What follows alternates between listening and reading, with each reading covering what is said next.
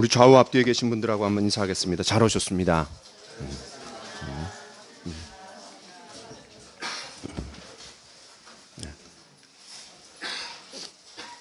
오늘 예배를 위해서 캄보디아에서도 오셨습니다.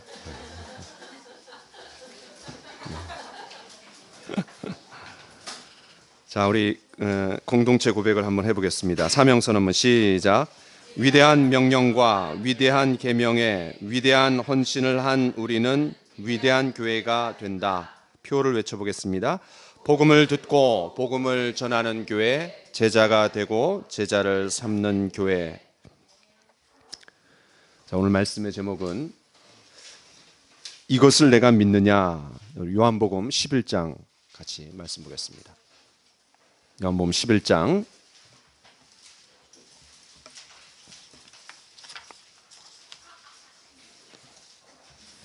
요한복음 11장 25절 26절 같이 읽겠습니다. 시작. 예수께서 이르시되 나는 부활이요 생명이니 나를 믿는 자는 죽어도 살겠고 무릇 살아서 나를 믿는 자는 영원히 죽지 아니하리니 이것을 내가 믿느냐. 아멘. 그리스도인들이 가장 중요하게 여기는 두 절기는 성탄절과 부활절입니다. 특별히 부활절은 예수님께서 저와 여러분들의 죄와 심판과 죽음의 문제를 다 해결하셨다라는 것을 증명하시기 위해 죽음에서 3일 만에 부활하신 것을 감사하며 축하하는 날입니다.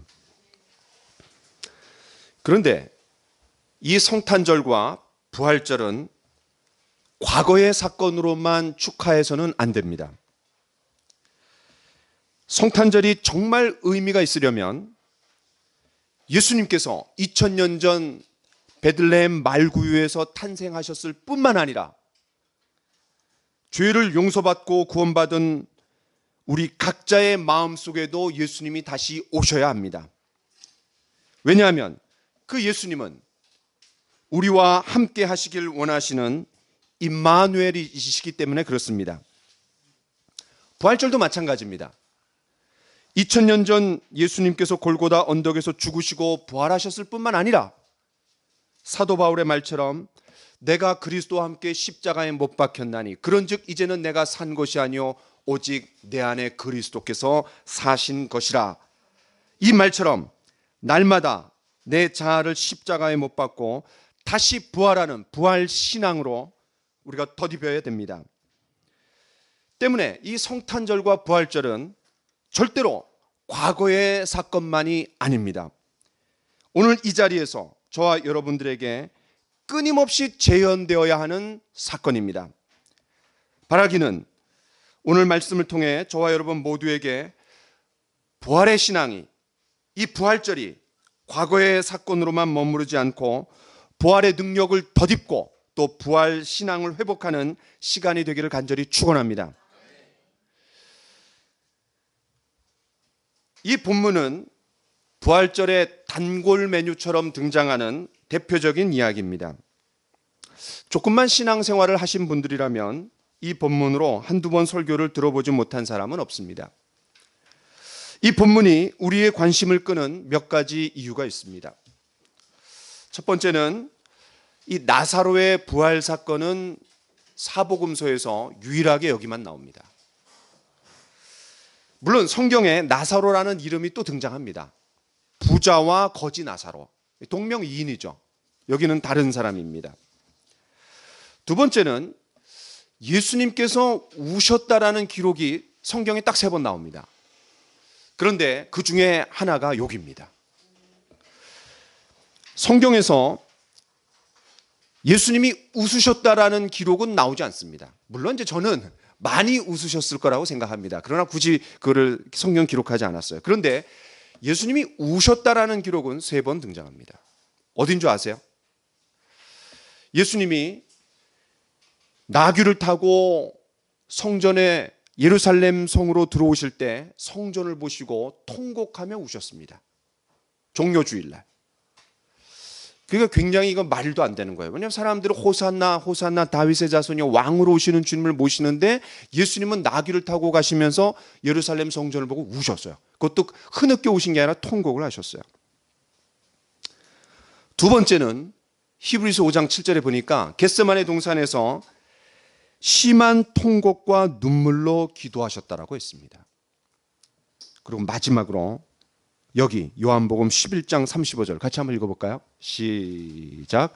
예수께서 눈물을 흘리시더라. 그렇습니다. 3번 나옵니다. 우리가 이제 눈물 하면은 옆 사람이 눈물을 흘린다. 그러면 괜히 마음이 그쪽으로 가고 찡해집니다. 그런데 저와 여러분들이 존경하고 사랑하는 닮기를 원하는 그분이 눈물을 흘리셨다. 이거 보통 사건이 아닌 겁니다. 세 번째는 요한복음에 등장하는 7가지 기적 중에 7번째이자 마지막 기적이 요 사건입니다. 죽은 나사로를 예수님이 살리신 거예요. 우리가 잘 아는 것처럼 요한복음은 예수님께서 일으키신 7가지의 기적을 가지고 만들어진 복음서가 요한복음이에요. 하도 많이 얘기해갖고 그리고 다시 한번 복습해 봅시다. 첫 번째 기적이 뭐죠? 물을 포도주로 만드신 거예요. 그 예수님은 질적인 변화를 일으키시는 분이에요. 한 번은 예수님이 가나에 계셨는데 이 가버나움에서 왕의 신하의 아들이 죽어간다는 거예요. 그걸 고치셨어요. 거리가 떨어져 있음에도. 그러니까 예수님 공간을 초월하시는 분이에요. 38년 된 병자를 베데스다 연못가에서 고쳐주셨어요. 시간을 초월하는 분이에요. 남자만 5,000명을 물고기 2마리와 보리떡 5개로 먹이셨어요. 양적인 초월자세요. 그리고 예수님 무리를 건너셨어요. 자연의 초월자세요. 그리고 날 때부터 소경된 자를 고쳐주셨어요. 운명의 초월자세요. 마지막 7번째, 이게 요한복음 11장입니다. 죽은 나사로를 살리셨다. 뭐의 초월자세요? 죽음의 초월자세요. 죽음의 초월자.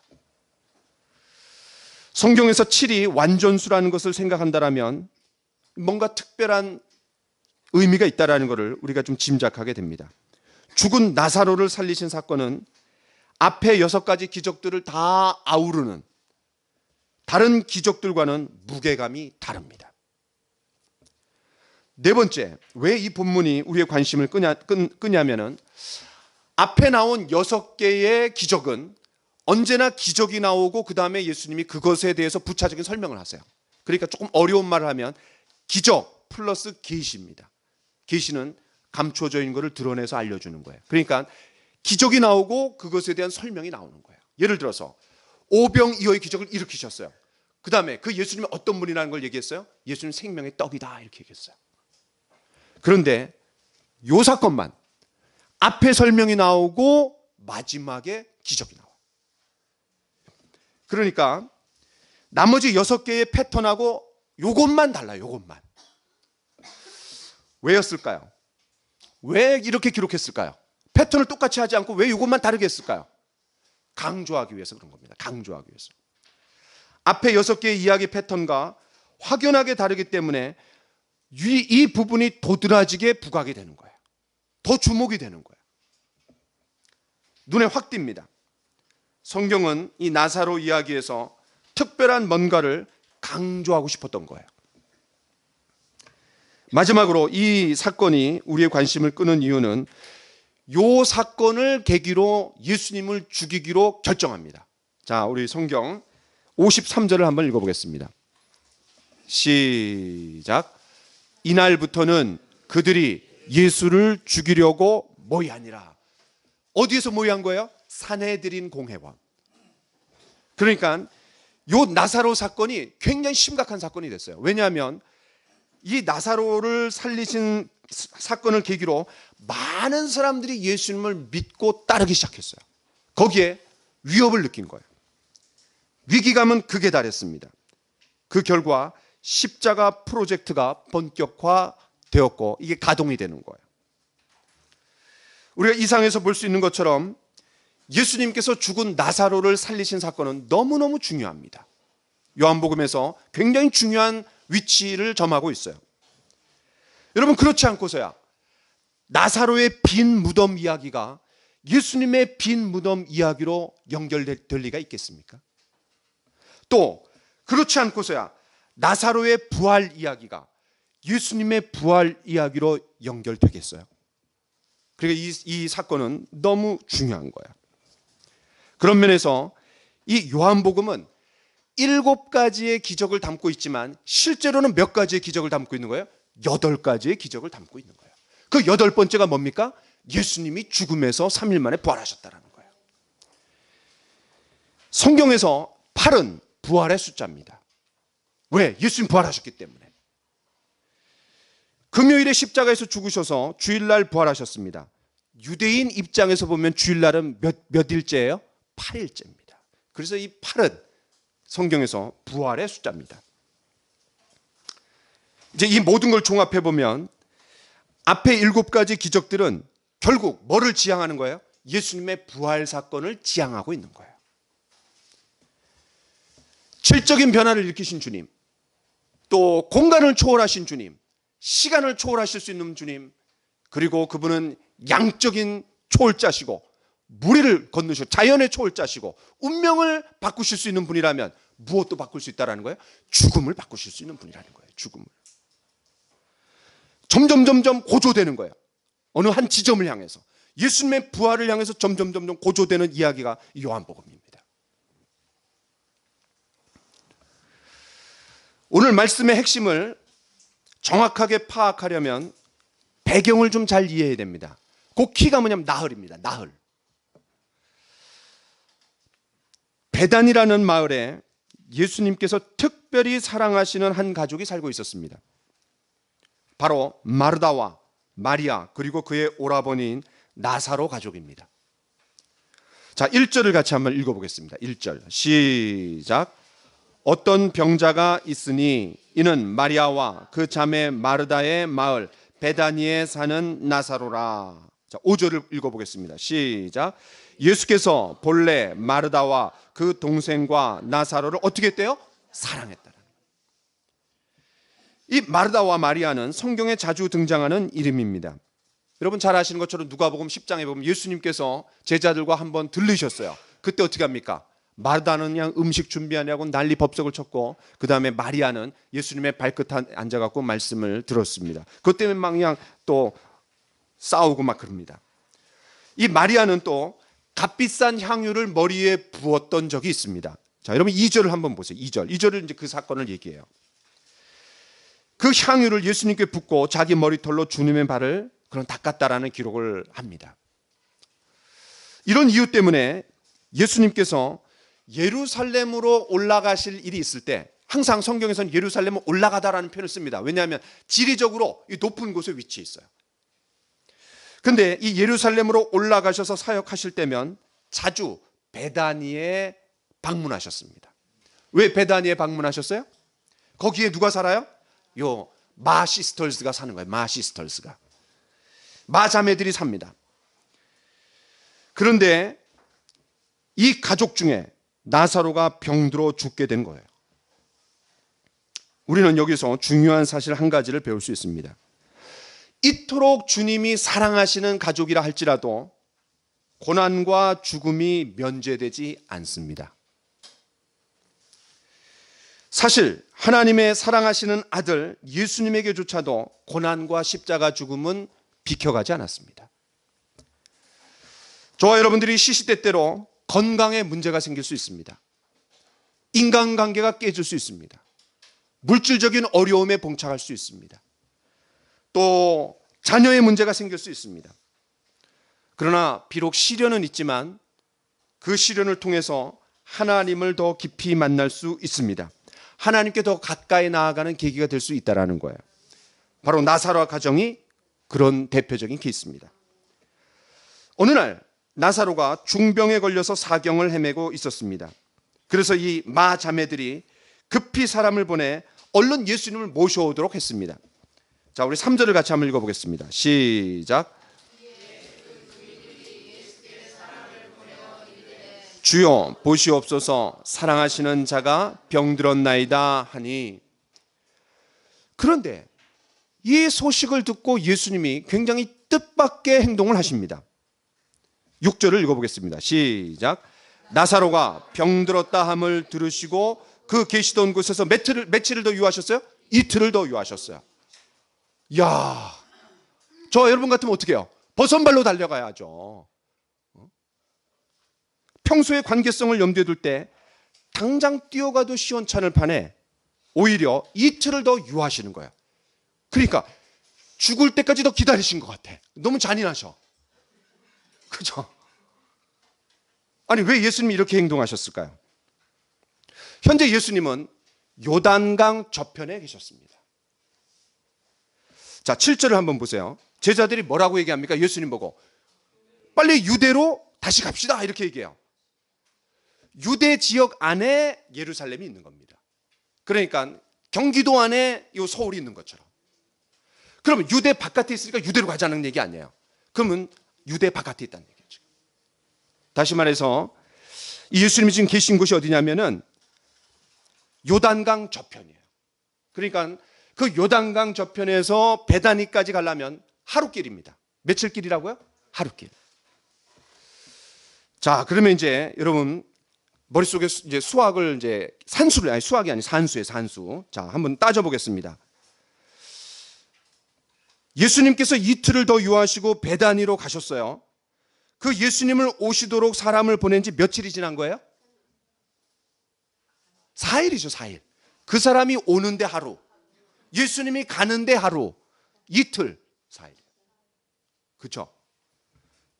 그럼 이제 여러분, 자, 17절을 읽어보겠습니다. 17절 시작. 예수께서 와서 보시니 나사로가 무덤에 있은 지 이미 며칠이라? 나흘이라. 이게 뭘 얘기해 줍니까? 그 마자매들이 사람을 보냈을 때 그날 죽은 거예요. 그날 죽은 거예요. 이해되세요? 네. 그러니까 예수님께서 이틀을 더 유하신 것은 늑장을 부리신 게 아니라는 거예요. 이미 그 예수님에게 소식이 전달됐을 때 어떤 일이 일어난 거예요? 죽은 거예요. 자, 이 정도 배경 설명을 해놓고 이 나사로가 죽은 지 나흘째 되는 날, 드디어 고대하던 예수님께서 제자들과 함께 베다니에 방문하셨습니다. 마르다는 예수님께서 오신다라는 전가를 받고 예수님을 맞이하려고 버선발로 뛰어나가 이렇게 말합니다. 자, 우리 21절을 같이 한번 읽어보겠습니다. 시작. 마르다가 예수께 여짜오되 주께서 여기 계셨더라면 내 오라버니가 죽지 아니하였겠나이다. 거기 주께서 여기 계셨더라면 거기다 밑줄 한번 쳐보세요. 여러분, 이 뉘앙스가 어떤 분위기예요? 이 말투가 어떤 분위기예요? 아주 그냥 이 원망적으로 들리지 않습니까? 야. 그런데 그럼 또 다른 마자매 32절을 같이 한번 읽어보겠습니다. 32절 시작. 마리아가 예수 계신 곳에 가서 배웠고 그 발 앞에 엎드려 이르되 주께서 여기 계셨더라면 내 오라버니가 죽지 아니하였겠나이다. 거기 또 밑줄 쳐보세요. 주께서 여기 계시지 아니하셨더라면, 여기 계셨더라면. 그러니까 마르다나 그 동생 마리아나 생각이 어때요? 똑같아요. 예수님이 여기 계셨더라면 이라는 표현이 똑같이 들어가 있습니다. 마르다와 마리아가 예수님을 얼마나 애타게 찾았는가를 우리가 잘 알 수 있습니다. 이때 예수님이 놀라운 말씀을 주십니다. 자, 23절 시작. 예수께서 이르시되 내 오라비가 다시 살아나리라. 예수님께서 나사로를 다시 살려내시겠다라는 거예요. 그러자 마르다가 어떻게 반응합니까? 24절 시작. 마르다가 이르되 마지막 날 부활 때에는 다시 살아날 줄을 내가 아나이다. 아, 예수님 살아나죠. 마지막 때 다시 살아나는 거 누가 모릅니까? 이렇게 얘기하는 거예요.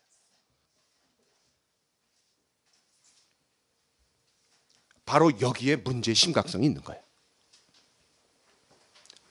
그리고 왜 예수님께서 오늘 우리가 읽은 본문 25절, 26절을 주셨는지를 잘 알게 됩니다. 마르다와 마리아의 신앙의 문제가 뭐예요? 과거의 신앙은 있습니다. 미래의 신앙도 있습니다. 뭐가 없는 거예요? 현재의 신앙이 없는 거예요. 그들에게 빠진 거는 현재의 신앙이 빠진 거예요. 지금 당장 예수님께서 그의 오라버니 나사로를 살리실 수 있다라는 것을 믿지 못하는 거예요. 그렇기 때문에 예수님은 이 마리아 가족에게 단지 나사로가 병들어서 죽을 때 가갖고 뭐 공간 이동을 하셔갖고 갑자기 다 고쳐주실 수도 있어요. 또 가나에서 가버나움으로 떨어진 그 공간을 초월해서 말씀으로도 고칠 수 있습니다. 그러나 단순히 나사로가 고침을 받는 것보다도 더 중요한 건 뭐예요? 그들에게 뭐를 주시기를 원하셨던 거예요? 부활신앙을 심어주기를 원하셨던 거예요. 이것이야말로 예수님의 진정한 사랑입니다. 물론 당장의 일시적인 문제 해결도 중요합니다. 그러나 잠시 오해와 슬픔이 있다 할지라도 예수님은 그들의 근본적인 문제를 해결해 주시고자 하셨던 거예요. 예수님은 그 제자들과 이 마르다와 마리아 그 자매들에게 미래적인 사건으로만 알고 있었던 부활의 능력을 현재 그 자리에서 경험하고 누리고 그것을 내 것으로 삼을 수 있다는 것을 가르쳐주고 싶었던 거예요. 예수님이 원하시는 믿음은 바로 현재의 믿음입니다. 현재의 믿음. 이것이 바로 내가 이것을 믿느냐? 여기에 담겨져 있는 거예요. 예수님의 말씀에 대한 그 현재의 믿음을 가지라는 거예요. 내가 이것을 믿느냐? 이 현재의 믿음을 가지려면 이것에 대한 믿음이 필요합니다. 왜? 내가 이것을 믿느냐 그랬으니까 믿으려면 뭘 믿어요? 이것을 믿어요. 이게 뭡니까? 이게 세 가지입니다. 첫 번째 뭐예요? 나는 부활이요 생명이다. 두 번째 뭐예요? 나를 믿는 자는 죽어도 산다. 그 다음 뭐예요? 무릇 살아서 나를 믿는 자는 영원히 죽지 아니하리라. 이 세 가지예요. 이 세 가지를 믿으라는 거예요. 예수님은 지금 당장 나사로를 살려주시기를 원하셨습니다. 그렇기 때문에 뭐라고 얘기했어요? 나는 부활이요 생명이니. 현재형으로 얘기했어요. 현재형. I am. 현재형입니다. 이 말씀은 마르다가 고백한 마지막 날 때 부활 때에 요거랑 대조가 되는 거예요. 마르다는 마지막 날 부활 때의 미래로 얘기했어요. 근데 예수님은 I am. 현재라는 거예요. 지금 살려내겠다라는 거예요. 그렇기 때문에 뭐라고 또 덧붙였어요? 나를 믿는 자는 죽어도 살겠고. 이게 무슨 말이에요? 지금 내가 살려내겠다라는 얘기예요. 나사로를 얘기하는 거예요. 지금 나사로 살려내겠다라는 얘기예요. 여러분, 예수님께서 부활이요 생명이시기 때문에 예수님이 계신 곳에는 부활과 생명이 있습니다. 이 말씀을 주실 때 예수님은 물리적인 몸을 입고 계셨어요. 그러니까 나사로도 물리적인 몸으로 부활시키겠다는 얘기예요. 나는 부활이요 생명이니 이렇게 말했으니까. 여러분, 오늘 이 자리에도 주님이 우리 가운데 임재해 계십니다. 그분은 2000년 전처럼 물리적이고 가시적인 모습으로 저와 여러분들과 함께 하시지 않습니다. 그분 영적으로, 영으로 현존해 계십니다. 사마리아 여인에게 예수님 말씀하신 것처럼 하나님은 영이시니 예배하는 자가 신령과 진정으로 예배할지니라. 그렇기 때문에 그분이 부활이요 생명이시라면 저와 여러분도 영적으로 부활한 거예요. 왜냐하면 I am. 나는 부활이요 생명이라 그랬잖아요. 근데 그분이 여기 임재해 계세요. 그럼 저와 여러분도 어떻게 된 거예요? 부활한 겁니다. 어떻게 부활합니까? 가시적이고 물리적인 몸으로 부활한 게 아니라 영적으로 부활한 거예요. 그거를 성경이 이렇게 얘기합니다. 같이 읽어봅시다. 시작.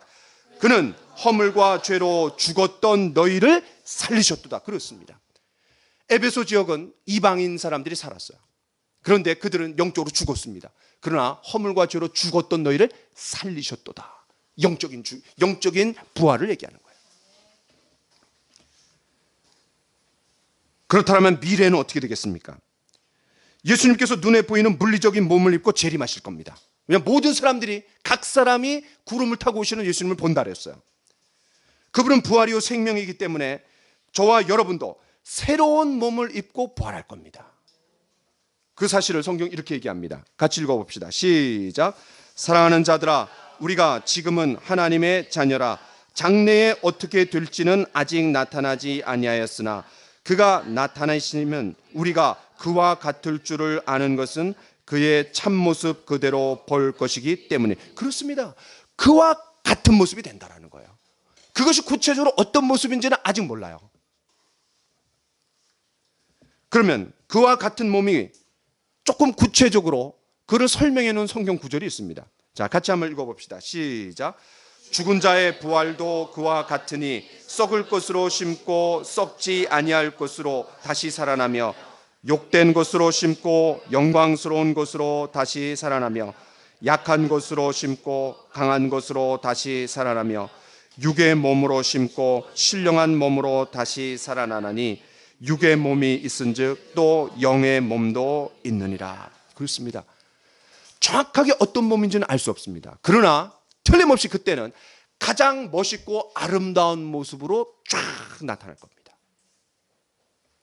조영기 집사님, 가장 멋있었을 때가 언제십니까? 20대?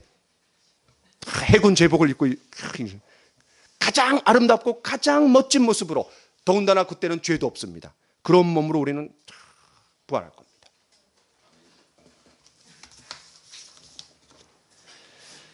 우리는 예수님께서 나를 믿는 자는 죽어도 살겠고 라는 이 말씀의 의미를 알 수 있습니다. 예수님께서 현재 물리적인 몸을 입고 가시적인 몸을 입고 있기 때문에 그 예수님께서 부활이요 생명이시라면 나사로를 살려내겠다라는 얘기예요. 그런데 그 나사로 역시 예수님에 의해서 다시 살아난다고 한들 시간이 지나면 어떻게 되죠? 또 죽습니다. 그럴 때 어떻게 된다라는 거예요. 그래서 예수님은 한 단계 더 나아가 놀라운 가르침을 주시는 거예요. 뭡니까? 무릇 살아서 나를 믿는 자는 영원히 죽지 아니하리라. 예수님을 믿는 자는 영원한 생명을 얻었기 때문에 죽지 않는다라는 것을 가르치시는 거예요. 자, 11절 같이 한번 읽어봅시다. 11절 시작. 이 말씀을 하신 후에 또 이르시되 우리 친구 나사로가 잠들었도다. 그러나 내가 깨우러 가노라. 성경은 이렇게 얘기합니다. 그 죽음을 정복하셨어요. 그러나 완전히 다 끝난 사실은 아니에요. 주님이 재림하실 때 그게 완전해집니다. 그렇기 때문에 우리에게 죽음은 옵니다. 누구나 죽음은 와요. 그러나 성경은 그 죽음을 어떻게 보는 거예요? 잠으로 얘기하는 거예요. 잠. 왜 그렇습니까? 영혼의 관점에서 보면 우리가 죽는 그 시간은 그게 100년이든 1000년이든 그는 점이에요. 점. 영혼의 관점에서 보면 그러니까 잠이라고 표현하는 거예요. 잠. 잠시 잠잔다라는 거예요. 마지막, 내가 이것을 믿느냐. 여러분, 이 말씀이 얼마나 도전적입니까? 부활신앙이 과거에만 머물러서는 안 된다라는 거예요. 그렇다고 미래의 일로만 소망해서도 안 된다라는 겁니다. 부활신앙은 지금 여기에서 저와 여러분들이 누려야 되는 겁니다. 예수님이 이것을 믿기 원하신 거예요. 그래서 내가 이것을 믿느냐? 아주 도전적인 얘기를 하는 거예요. 그 믿음이 저와 여러분들의 삶의 현장에서 구체적으로 적용되기를 간절히 축원합니다. 여러분, 지난 성탄절날 기억하세요? 제가 그 성탄절날 이렇게 표현했습니다. 동방 박사들이 드린 세 가지 예물, 황금과 유향과 몰약, 우리도 똑같이 드릴 수 있다고. 어떻게 황금을 예물로 드릴 수 있습니까? 내가 예수님을 왕으로 모셔드릴 때. 어떻게 유향을 우리가 선물로 드릴 수 있습니까? 우리가 거룩한 삶을 살고, 그리고 우리가 다른 성도들을 위해서 중보기도 할 때 그 유향은 우리가 드려줄 수 있는 겁니다. 어떻게 우리가 몰약을 주님 앞에 드릴 수 있습니까? 몰약은 장사 지낼 때 쓰는 겁니다. 바로 내가 십자가에 죽을 때, 바울사도가 고백했던 것처럼 나는 날마다 죽노라. 내가 십자가에 못 박힐 때 우리는 몰약을 주님 앞에 드릴 수 있습니다. 부활신앙도 마찬가지입니다. 저와 여러분들이 지금 여기에서 매일의 삶의 현장에서 부활의 능력을 덧입고 부활신앙으로 승리하는 삶을 살 수 있습니다. 부활의 능력이 우리 각자의 삶에서 나타날 때 우리는 더 이상 평범한 삶을 살 수 없습니다. 여러분, 그리스도인의 삶은 찌질한 삶이 절대로 아닙니다. 궁상맞은 삶이 아닙니다. 능력이 있습니다. 변화가 있습니다. 초월적인 삶입니다. 신비한 삶입니다. 여러분 참 생각해 보세요. 야, 내가 예수 믿고 지금까지 살아온 삶을 생각해 보면 너무 신기하지 않으세요? 하나님께서 까마귀를 통해 갖고 먹이신 일, 또 극심한 어둠 가운데 있었는데 나를 해결해 주신 일, 야, 그거 간증하려면 끝이 없어요, 진짜. 자, 같이 한번 읽어봅시다. 시작. 예수를 죽은 자 가운데서 살리신 이의 영이 너희 안에 거하시면 그리스도 예수를 죽은 자 가운데서 살리신 이가 너희 안에 거하시는 그의 영으로 말미암아 너희 죽을 몸도 살리시리라. 그러므로 형제들아, 우리가 빚진 자로 돼 육신에게 져서 육신대로 살 것이 아니니라. 너희가 육신대로 살면 반드시 죽을 것이로되 영으로서 몸의 행실을 죽이면 살리니. 그렇습니다. 육신적인 삶이 아니라 영적인 삶을 살 수 있다는 거예요. 이게 이제 경험하지 않은 사람에게는 다 이론입니다. 그러나 경험한 사람에게는 이게 현실이에요. 예수님을 죽은 자 가운데서 살리신 부활의 영을 의지할 때 저와 여러분들은 익사이팅하고 신비하고 모험적인 삶으로 들어갈 수 있는 겁니다. 그 그리스도인들이 위대한 게 죽음을 두려워하지 않아요. 죽음을 두려워하지 않으니까 무서운 사람들입니다.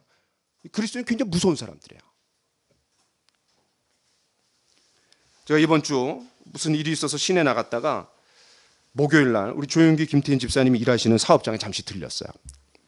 그랬더니 김태현 집사님이 이렇게 말합니다. 목사님, 하나님께서 도우시는 것을 제가 느껴.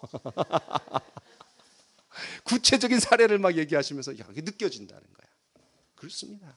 부활하신 주님이 저와 여러분들과 함께 하십니다. 그 예수를 죽은 자 가운데서 살리신 이의 영이 저와 여러분들을 붙잡으십니다. 인도해 주십니다. 승리하게 해주십니다. 변화시켜 주십니다.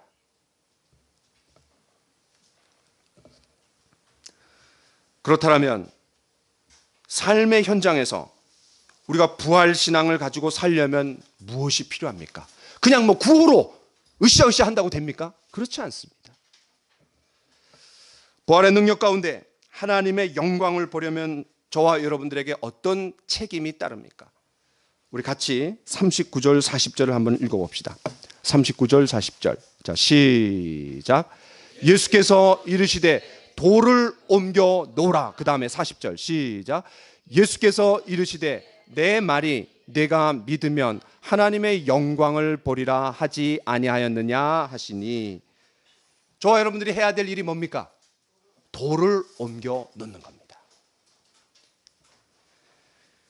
주님의 말씀에 힘입어서 저와 여러분들의 마음을 가로막고 있는 의심의 돌, 불신의 돌, 회의의 돌, 체념의 돌, 교만의 돌, 환경의 돌, 이거를 옮겨 놓아야 되는 거예요.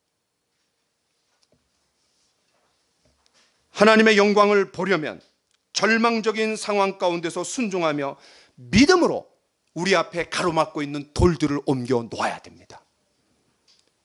그 돌을 옮기는 순종은 저와 여러분들의 책임입니다. 그 돌을 옮겨 놓았을 때 누가 걸어 나왔습니까? 나사로가 걸어 나왔습니다. 할렐루야. 놀라운 거는 이 나사로가 성경에 한마디 말도 안 나옵니다. 한마디 말이 안 나와요, 나사로가. 그런데 놀라운 사건이 일어납니다. 우리 12장으로 가봅시다. 12장 11절을 같이 한번 읽어봅시다. 시작.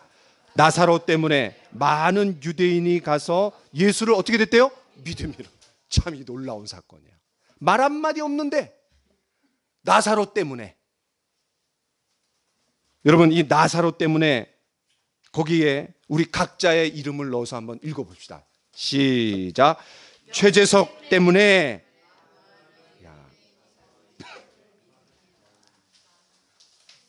이 말씀처럼 저와 여러분 때문에 많은 사람이 가서 예수를 믿게 되기를 간절히 축원합니다. 이게 능력입니다. 제가 한 가지 이야기를 하고 마치겠습니다. 제가 좋아하는 학자 중에 게리 벌지라는 박사가 있습니다. 이분은 미국 위튼 대학이라고 아주 굉장히 유명한 기독교 명문 사학입니다. 아주 탁월한 학교예요. 거기에 가르치는 분입니다. 그분이 신학대학원 시절 어느 교회에서 고등부 전도사로 일했습니다. 함께 사역하던 성도 중에 바바라라는 여성이 있었어요. 바바라. 근데 그분은 아주 확신과 소망의 표본이 되는 아주 훌륭한 성도였습니다. 그녀의 마음은 늘 교회와 사역에 깊이 헌신된 분이었습니다. 6개월 동안 그분과 함께 일하면서 이 전도사님이 일할 때마다 필요한 충고와 영감을 마음껏 제공해 주었고 그 전도사님은 이것에 대해서 늘 고맙게 생각했습니다. 그러던 어느 날 이 바바라로부터 뜻밖의 전화 한 통이 왔습니다. 전도사님에게는 그 순간 평생 잊지 못할 사건이 되었습니다. 그 바바라에게 뇌종양이 발견되었던 거예요. 그 뇌종양은 최근에 왜 그토록 건강했던 그녀가 점점 야유어 갔는지를 설명해 주는 단서였습니다. 더 안타깝고 불행한 사실은 그 종양은 수술이 불가능했습니다. 이 게리 버지 전사님은 바바라가 쇠약해져 가는 모습을 그대로 지켜볼 수밖에 없었습니다. 2달 후에 그녀가 죽기 직전 그녀는 이 버지 전도사님의 손을 굳게 잡고 확신에 찬 목소리로 말했습니다. 그녀는 이 버지 전도사님이 견디기 힘들어하고 있다는 사실을 잘 알고 있었기 때문입니다. 그녀의 마지막 말은 이것이었습니다. 전도사님, 나 때문에 걱정하지 마세요. 나는 내 평생 가장 멋진 모험을 떠나려고 하는 중이에요. 그리고 얼마 후 그녀는 숨을 거두었습니다. 죽음에 임박했을 때 이 바바라가 가졌던 확신은 그녀의 경험의 고통을 부정하는 얄팍한 낙천주의가 아니었습니다. 그녀는 이 죽음을 똑바로 응시했습니다. 그녀는 또 부활의 교리만이 유일하게 중요한 것인 양 그것에 집착하지도 않았습니다. 그녀의 확신은 예수 그리스도에 대한 그녀의 지식에 기초했습니다. 그녀는 예수님이 누구신지를 잘 알고 있었습니다. 그녀는 그분의 힘과 능력을 알았습니다. 그리고 그녀는 자신이 죽을 때 예수님께서 자신을 기다리고 계실 것이라는 사실을 알았습니다. 그는 전적으로 예수님의 능력에 대한 그녀의 이해와 확신과 관계된 것입니다. 예수님은 나사로의 무덤에서 죽음의 힘을 제압하셨습니다. 마찬가지로 예수님은 바바라의 죽음의 공포도 제압하셨던 겁니다. 나사로가 살아났다라는 사실은 나사로와 그와 같은 성도들이 더 이상 육체의 죽음이라는 그 굴레에 종속되지 않는다라는 게 아닙니다. 그건 우리를 찾아옵니다. 나사로도 결국은 다시 죽었습니다. 바바라도 죽었습니다. 저와 여러분도 태어나는 건 순서가 있어도 가는 건 순서가 없어요. 언젠간 죽을 겁니다. 그러나 예수님의 죽음과 부활이 있은 후 그 나사로가 살아났던 나사로가 2번째로 다시 죽을 때 죽음의 침상에 누워 있었을 때 그가 무슨 생각을 했겠어요? 한번 상상해 보세요. 의심할 바 없이 그의 마음의 한 구석에는 통상적인 근심과 두려움이 틀림없이 그의 마음을 사로잡았을 겁니다. 그러나 동시에 그는 그것을 누를 수 있을 만한 확신이 있었습니다. 그는 예수님이 가졌던 죽음과의 관계는 다른 이들의 것과는 전혀 다르다라는 것을 알고 있었습니다. 왜냐하면 예수님은 부활이요 생명이기 때문에 그렇습니다. 그러므로 그 나사로는 2번째 죽음에서는 혼자 무덤에 들어가지 않았습니다. 예수님과 함께 같이 가는 겁니다. 기도합시다.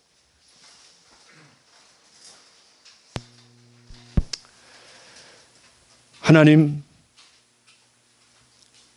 오늘 우리에게 마르다와 마리아에게 심어주셨던 놀라운 부활신앙을 지금 이 자리에서 누릴 수 있도록 도전해 주신 것을 감사합니다. 단순히 과거의 사건으로 머무르는 것이 아니라 미래의 소망으로만 있는 것이 아니라 지금 현재 이 자리에서 우리 모두가 경험하고 누리는 부활 신앙으로 덧입을 수 있도록 인도하여 주시옵소서. 주님, 사랑하는 우리 성도들의 삶 가운데 크고 작은 감당할 수 없는 어마무시한 일들이 우리를 짓누르고 힘들게 만들고 소망이 없다라고 절규하는 그분들의 음성을 주님은 아십니다. 그러나 주님, 오늘 말씀처럼 내가 이것을 믿느냐? 나는 부활이요 생명이니 나를 믿는 자는 죽어도 살겠고 무릇 살아서 나를 믿는 자는 영원히 살리라. 이 말씀이 깊이 마음속에 들어와 그들이 부활신앙으로 새로워지는 놀라운 시간이 될 수 있도록 인도하여 주시옵소서. 주님, 우리 모두가 돌을 옮겨 놓기를 원합니다. 그 돌을 옮겨 놓음으로 말미암아 놀라운 주님의 영광을 보기를 원합니다. 주님, 우리 성도님들 한 분 한 분 찾아가 주셔서 그 손을 꼭 잡으시고 한 걸음 한 걸음 인도하시며 주님만이 주시는 놀라운 품으로 꼭 안아 주시옵소서. 그 부활하신 주님의 놀라운 품 안에 안아 주시옵소서. 그 결과 현재 우리가 당하고 있는 어려움들, 우리가 직면하고 있는 어려움들을 넉넉히 극복하고 승리하는 그 부활하신 주님과 동행하는 놀라운 기적을 맛보게 도와주시옵소서. 주님, 간절히 주님 앞에 의탁합니다. 주님, 우리에게 부활신앙으로 새롭게 덧입혀 주시옵소서. 예수님의 이름으로 기도하옵나이다. 아멘. 우리 시간 다 같이 일어나서 오늘 주기도문송 하지 않고 주 하나님 독생자 예수 찬양하면서 오늘 예배를 마무리하겠습니다. 네, 빠르게. 주 하나님 독생자 예수